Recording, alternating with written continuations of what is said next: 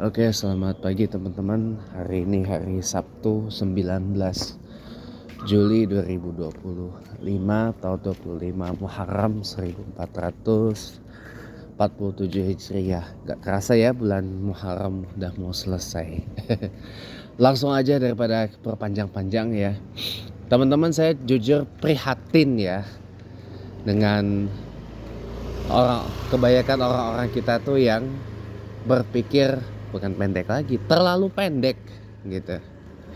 Kemarin saya dengar pas mau ke kedutaan besar Brazil untuk Indonesia di Gatot Subroto di Wisma Mulia 2 ya, sampingnya Jam Sostek ya, atau BPJS Ketenagakerjaan ya. Saya dengar hot radio ya. Itu announcernya bilang, penyiarnya bilang, wah keren banget ya presiden kita ya bisa nurunin tarif dari produk Indonesia yang masuk ke Amerika Serikat atau ke USA dari 32% ke 19%. Wah, keren banget ya presiden kita. Padahal nggak sesempit itu. Nah, kebanyakan orang-orang kita ini berpikirnya tuh terlalu pendek gitu. Sama ibaratnya kayak gini, saya kasih kasus yang lain ya, walaupun ini nggak apple to apple, oke? Contoh kasus lain, misalkan kita lamar kerja, ya kan? Dikiranya kita kirim dokumen, lamar kerja, sudah itu masuk ke bagian HRD atau SDM-nya, Departemen SDM-nya, DSDM-nya, terus interview, at the end of the day langsung kerja. Kenyataannya nggak seperti itu. Masih banyak lagi proses yang harus dilalui sebelum kita tiba di interview itu. Dari mulai pengecekan background check, interview pun juga sama. Dari hasil interview pun juga ada pemeriksaan lagi ini dan itu dan sebagainya. Jadi nggak seinstan itu, nggak kayak gitulah intinya, gitu. Dikiranya lamar kerja itu akan prosesnya singkat gitu. Yang ada di benak kita kan kayak gitu. Kita kirim dokumen, interview, udah habis itu langsung kerja kan? Nggak gitu. Panjang prosesnya teman-teman. Panjang. Jadi nggak sesempit itu. Ya. Walaupun ini beda kasus ya. Welcome back. Walaupun ini beda kasus ya, tapi saya perlu ngomong kayak gini supaya teman-teman itu nyadar bahwa masih ada proses lain sampai kita keterima kerja itu, prosesnya masih sangat panjang gitu loh. Nggak sependek yang kita kira gitu. Masih ada pemeriksaan ini, itu, apa semuanya gitu. Intinya panjang. Itu aja. Nah, sama halnya kayak kita kembali lagi ke masalah tarif. Untuk produk Indonesia yang masuk ke Amerika Serikat dikenakan tarif sebesar 19%. Sementara imbal baliknya Amerika Serikat punya full control atau kendali penuh. Produk-produknya bisa masuk ke Indonesia dapat 0%. Produk-produk USA yang diekspor ke Indonesia dapat 0%. Indonesia wajib beli produk energi dari USA. Wajib juga beli impor produk peternakan, perikanan, pertanian dari USA. Dan 50 pesawat Boeing. Yang kebanyakan itu untuk Garuda. Udah dikonfirmasi Garuda akan beli 25 pesawat Boeing 787-9. Varian terlaris dari Boeing 787 ya. Kebanyakan diantaranya adalah Boeing 777. Nah, apakah Garuda akan beli 777-9 atau gimana? Kita nggak tahu. Masih belum pasti. Jadi beli 50 sampai 75 pesawat Boeing. Apakah termasuk pesawat tempur Boeing? Nggak tahu juga, ya. Nggak tahu juga, ya. Nah, tapi orang-orang kita berpikirnya terlalu pendek dengan, oh iya, turun tadinya 32 jadi 19%. Lihat itunya doang. Lihat itunya doang. Terus ada lagi ada satu komen lucu saya ketemu di YouTube. Oh, produk-produk US nanti bakal lebih murah, ya kan? iPhone murah, iMac murah, MacBook murah. Ya, pokoknya produk-produk yang diimpor langsung dari USA murah. Murah pala lu. Kalau masuk ke sini, sekalipun itu pajaknya 0%, tarifnya 0%, ya, dan sebagainya, tetap aja ada, tahu sendiri kan, di sini mafianya banyak, coy. Di bea cukai itu ada mafianya. Customs itu ada mafianya. Ada rentenya. Ada rente-rentenya. Jadi sekalipun nggak perlu bayar biaya masuk, nggak bayar apapun, tarif free dan sebagainya, tetap aja karena di customs itu ada customs atau bea dan cukainya itu ada pajaknya. Ada pajaknya. Bukan pajak sih, ada rentenya.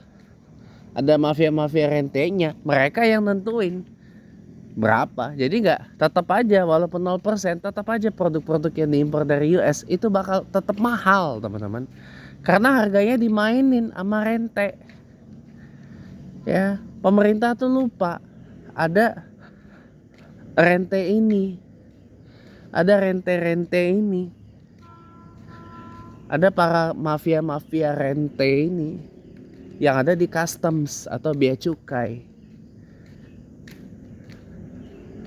Itu lupa, nggak ngelihat itu. Kenapa ya? Karena terlalu bereforia dengan tarif produk USA, tarif produk Indonesia yang diekspor ke USA itu turun dari 32 sampai 19%. Tapi kalau mau keren lagi, kalau seperti kata penyiar hot radio, hot FM Jakarta yang saya dengar kemarin itu, kalau mau keren lagi, kalau bisa tarifnya 0% produk Indonesia yang diekspor ke USA itu. Nah, itu baru keren. Tapi kalau cuma dari 32 sampai ke 19%, sudahlah, cuma diskonnya turunnya cuma 13%, sudahlah. Coba Vietnam dari 46% ke 20%. Diskon berapa? Turun berapa persen?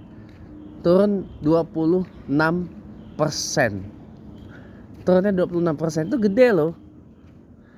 Ya, kalau kita cuma turun 13%, ya Allah, nggak membanggakan banget gitu loh. Kalau turun kayak Vietnam tuh bisa 26% atau 32 kurang 20%. Jadi total berapa?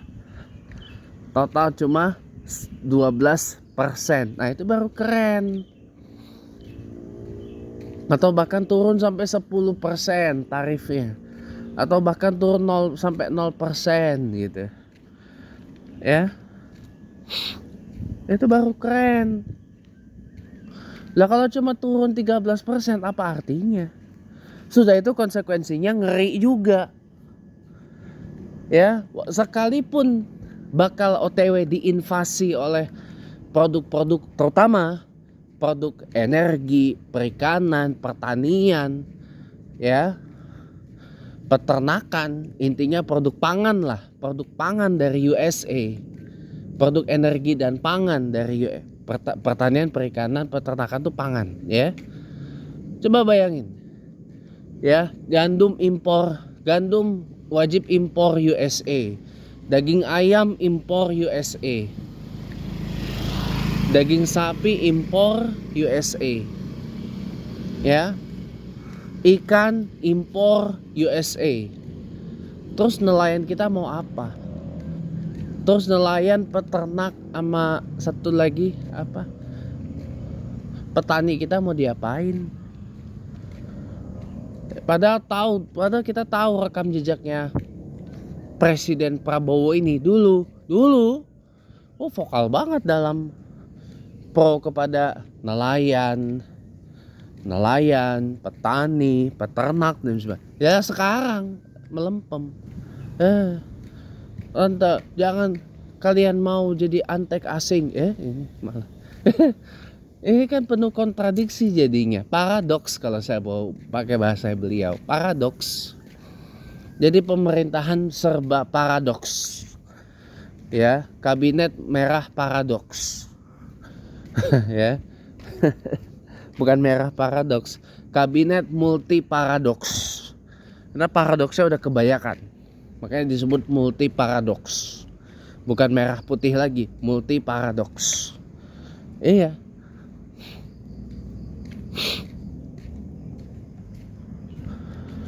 Nah, makanya itu teman-teman semuanya ya. Harusnya kita punya sikap yang lebih tegas lagi.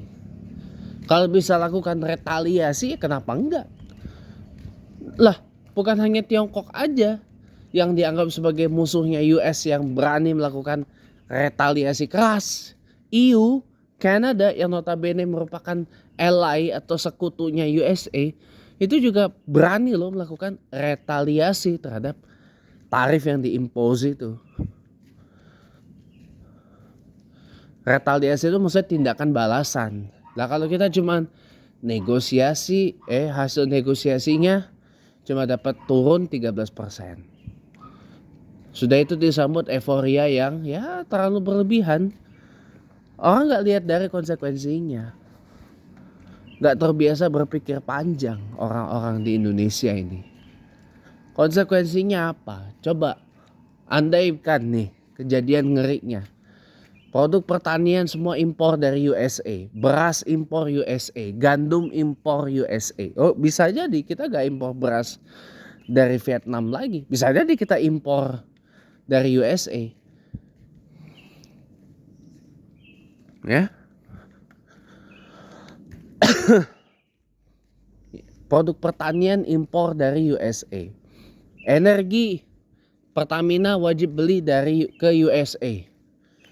Nggak beli lagi ke Rusia. Nggak beli lagi ke Rosneft misalkan. Ke Rosneft atau Gazprom.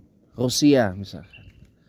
Tapi wajib beli ke perusahaan-perusahaan minyak Amerika. Texaco, Citgo, terus Exxon Mobil, ya, Valvoline, ya,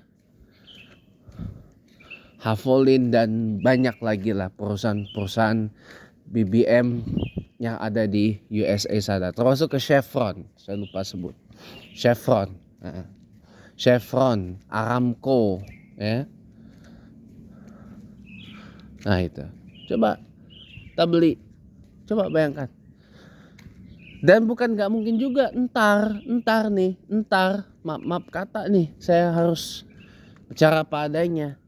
Bukan gak mungkin juga entar ada banjir SPBU dari produk-produk oli, produk bensin USA kayak Exxon Mobil misalkan. Banjir SPBU Exxon Mobil, SPBU Citgo, SPBU Texaco, SPBU Chevron dan sebagainya. Banyak nan. Bukan gak mungkin loh. Bukan gak mungkin, saya gak nakut-nakutin. Bukan gak mungkin itu akan kejadian.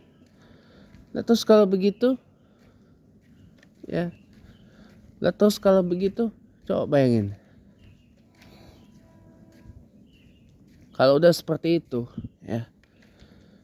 Masih mau dibilang nggak apa-apa lah, yang penting pekerja kita aman. Lah petani, peternak, nelayan itu bukan pekerja ya. Saya baru tahu loh.